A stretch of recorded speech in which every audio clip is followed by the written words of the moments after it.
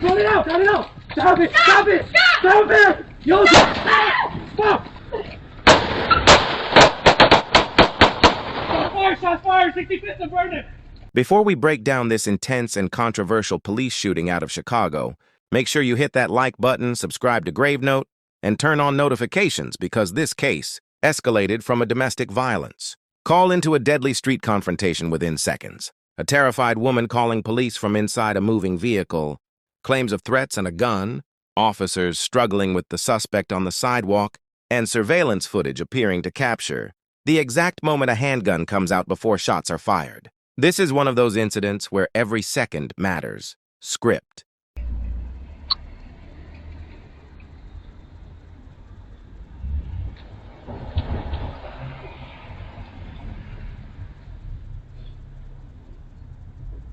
Hey, Jay.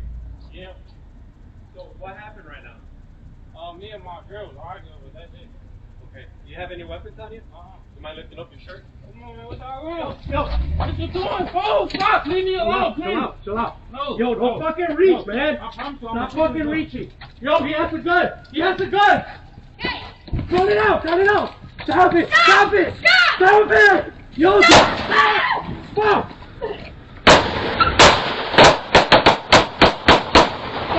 Shots fired! 65th and Vernon!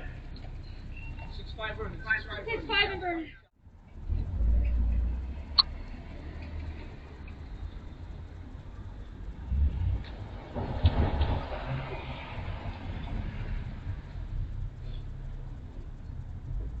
Hey, Jay. Yeah. So, what happened right now? Me and my girl was arguing, but that's it. Okay. Do you have any weapons on you? You mind lifting up your shirt? Come on, man, what's all wrong? Yo, What you doing, fool? Stop! Leave me alone, please! chill out. No. Yo, don't no, fucking reach, no. man. I promise you, I'm Stop not fucking gonna- reaching. Yo, he has a gun. He has a gun. Cut it out! Cut it out! Stop it! Stop it! Stop it! Yo, fuck!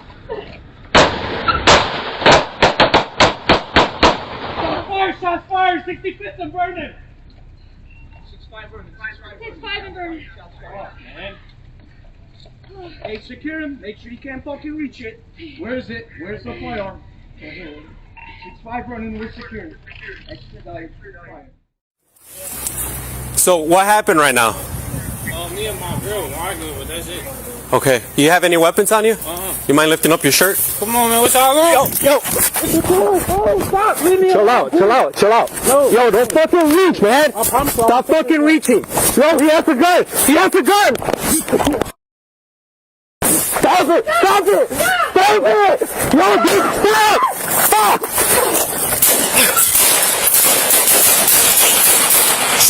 Shots fired. 65th and Vernon. 6'5" and Vernon. Fuck, man. Hey, secure him. Make sure you can't fucking reach it. Where is it? Where's the firearm? Right here. 6'5" Vernon, we're secure. Expedite fire. Ma'am, did you see anything? That's my daughter. He had to shoot. I already knew that. I told him he got to switch. I knew he had to switch. You see it on the ground. They was arguing. Yeah, they just killed my boyfriend because he pulled the gun on the police. This case unfolded in Chicago, Illinois, on April 15, 2026, after a woman called police while riding inside a vehicle with her boyfriend during what authorities described as a domestic violence situation. And honestly, from the very beginning, you can hear how serious this situation was becoming. According to investigators, the woman told dispatchers that her boyfriend, later identified as 24-year-old Jalen Carpenter, had battered and threatened her while they were driving through the city. But what makes this call especially chilling is that she reportedly stayed on the phone with authorities while the vehicle continued moving through Chicago. Imagine being trapped inside a moving car during an argument like that, believing the person beside you may be armed and dangerous. Police say the woman continued updating dispatchers about their location as the vehicle traveled off Interstate 57 and into Chicago's Woodlawn neighborhood. At one point, according to investigators, she reportedly told officers she feared for her life because Carpenter had a gun. Now, immediately, that changes how responding officers are going to approach this situation. Domestic violence calls are already considered some of the most unpredictable and dangerous situations officers respond to. Add allegations of a firearm into the mix, and tensions rise instantly. Eventually, the situation came to a stop in the 6500 block of South Champlain Avenue after the woman exited the vehicle and waited for responding. Illinois State Police troopers. Body camera footage later released shows troopers approaching Carpenter on the sidewalk and beginning to question him about the reported argument. And at first, the interaction actually appears relatively calm.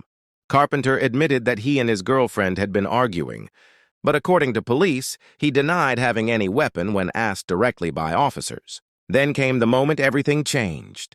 Troopers reportedly asked Carpenter to lift his shirt, and almost immediately afterward, officers moved to detain him, triggering a physical struggle on the sidewalk.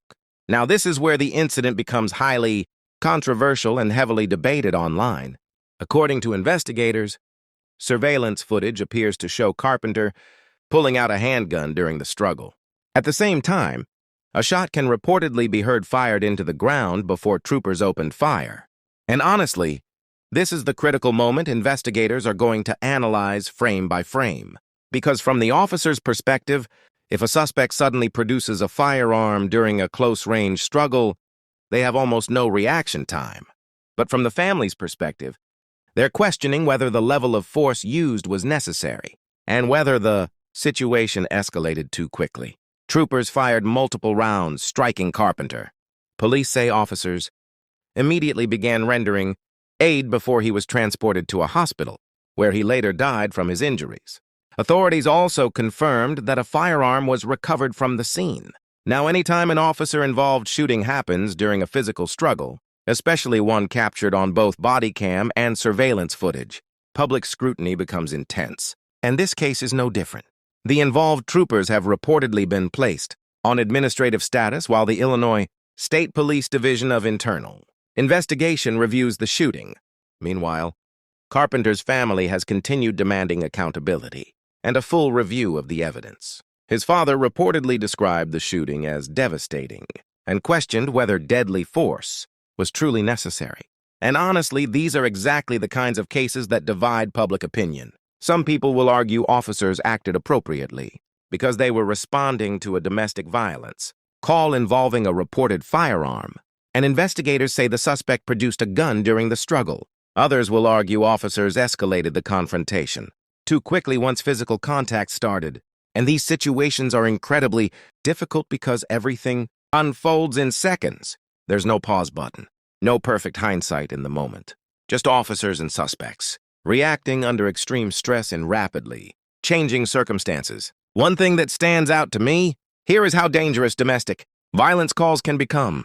People often think of them as simple arguments, but law enforcement officers across the country consistently describe domestic incidents as some of the most volatile calls they handle, because emotions are already running high before police even arrive. Add allegations of weapons, fear, and physical confrontation, and the danger level increases dramatically.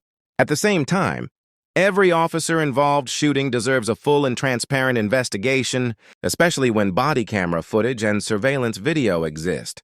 Investigators will likely examine exactly when the firearm appeared, how immediate the threat was, officer positioning, commands given, and whether policy was followed throughout the encounter. And until all of that evidence is fully reviewed, this case will continue generating strong reactions from both sides.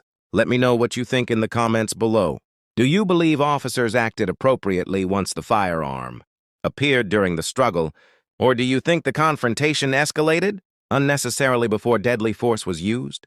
And if you appreciate detailed crime breakdowns, police body cam analysis, and real-time reaction coverage, make sure you subscribe to Grave. Note and turn on notifications so you never miss another video.